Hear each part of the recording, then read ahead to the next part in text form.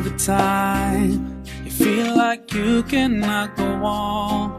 You feel so lost and that you're so alone. All you see is night and darkness all around. You feel so helpless, you can't see which way to go.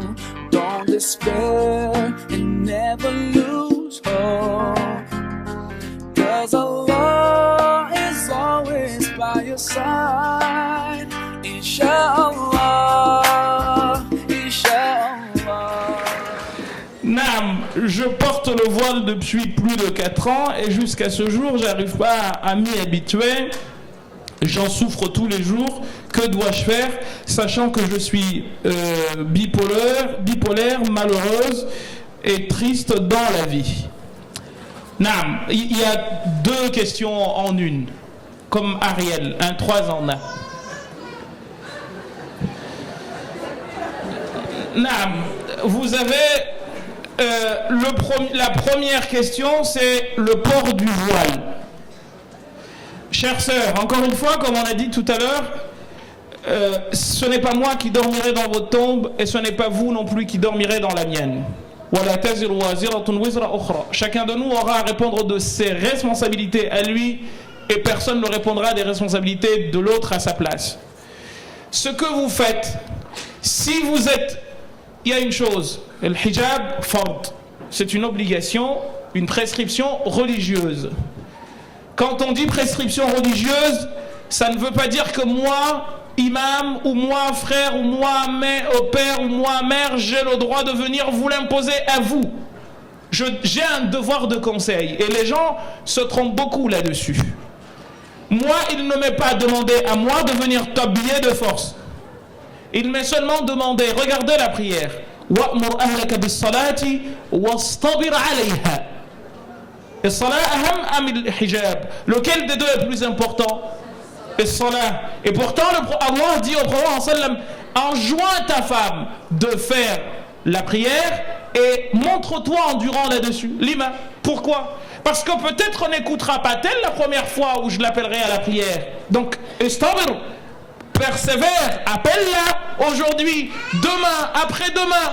Mais il y a des gens qui me disent, oui, moi j'ai appelé ma femme, ça fait 1 an qu'elle ne fait pas la prière. Mais le prophète sallallahu alayhi wa sallam, il a appelé combien de temps les compagnons pour qu'ils le suivent? Qui te dit quand la personne va être guidée? Est-ce que tu as le droit en tant que musulman de perdre espoir et de dire de toute façon c'est fini, lui il est perdu? Et qui t'a dit que toi t'avais réussi? Peut-être celui dont tu te moques sera mieux, finira mieux que toi. Pourquoi tu vas condamner? Allah n'a pas condamné, toi tu condamnes. Allah dit قل يا عبادي الذين أسرفوا على أنفسهم لا تقنطوا من رحمة الله إن الله يغفر الذنوب جميعا. Dieu pardonne à tous les péchés, mais il y a certains parmi nous qui croient Allah comme un père fouettard. Lui il est là, non, tu vas aller en enfer. Oh mais Youdri, c'est peut-être toi qui y finira. Tu n'en sais rien. Pour cette raison, Dieu nous a dit dans le Coran,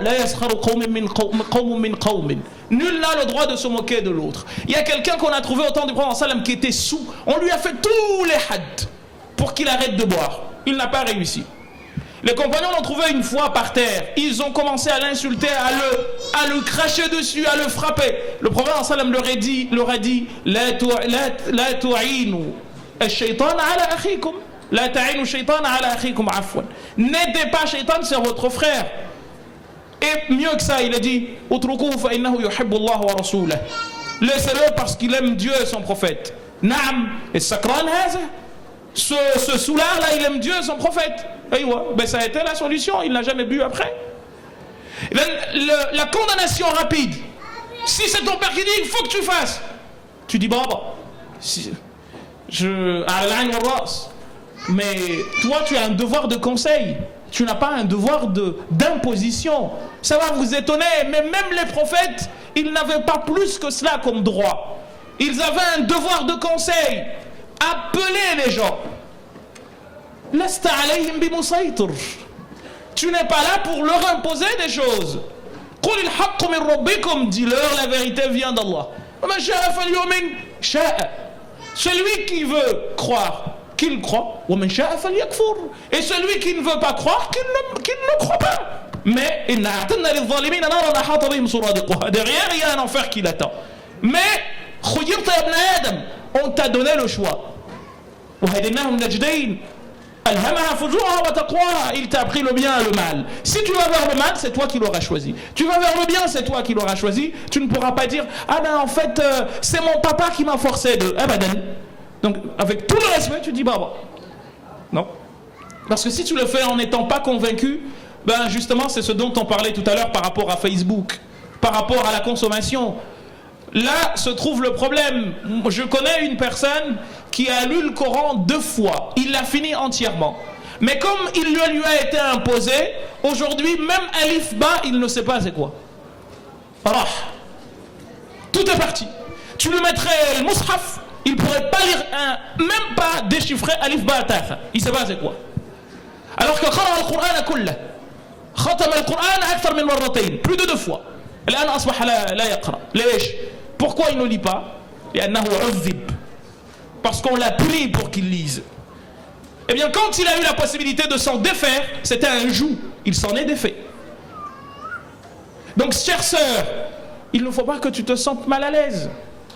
Ça veut dire en fait que tu le portes parce que on te l'a imposé, mais tu n'en es pas convaincu. Sois-en convaincu.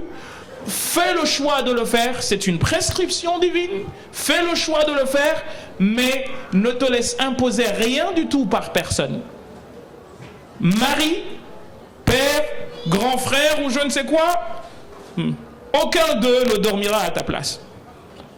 Par contre, cela ne nous empêche pas de te dire Afwan, que ma sœur, c'est une obligation religieuse, c'est une prescription religieuse. Si tu l'as fait, tu as des hasanat.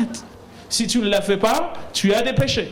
Si tu l'as fait de peur que les gens te disent ceci ou cela, là c'est exactement comme ceux qui font la prière. فَوَيْلٌ لِلْمُصَلِّينَ الَّذِينَ هُمْ عَنْ صَلَاتِهِمْ سَاهُونَ الَّذِينَ هُمْ يُرَاءُونَ. Moi je vais à la mosquée pour qu'on dise de moi que masha'Allah, salat khams, je fais les prières. Eh ben khalas, le jour du jugement, comme disait le prophète sallam,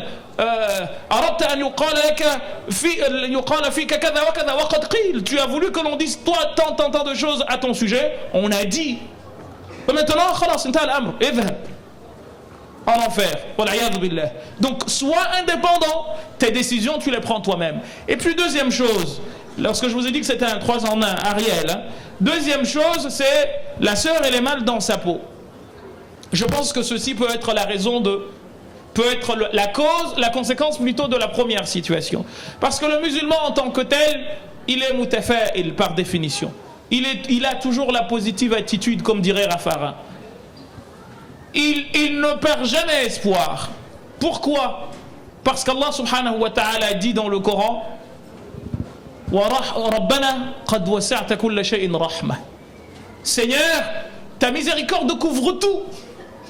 Il faut au contraire que tu sois tout le temps en train de te dire que Allah subhanahu wa ta'ala a fait de moi une personne qui est mieux que d'autres. Abu Zarr al-Ghifari, comme rawahu al-Tabarani في كتابه مكارم الأخلاق صفحة 32, il nous dit que il a demandé au prophète sallam de lui donner des conseils. Et le hadith est long, il lui a donné 11 conseils, parmi lesquels celui-ci. Anzur ila man huwa dunak. Apprends à regarder celui qui est en dessous de toi. Wala tanzur ila man huwa fawqak. Et ne regarde pas celui qui est au-dessus de toi. فإن ذلك أجدر ألا تزدري نعمة الله عندك. Parce que cela t'aidera à ne pas sous-estimer les bienfaits que Dieu t'a donnés. Combien parmi nous ont des richesses mais sont malades et ne peuvent pas en bénéficier? Combien n'ont pas d'argent mais ont une santé de fer?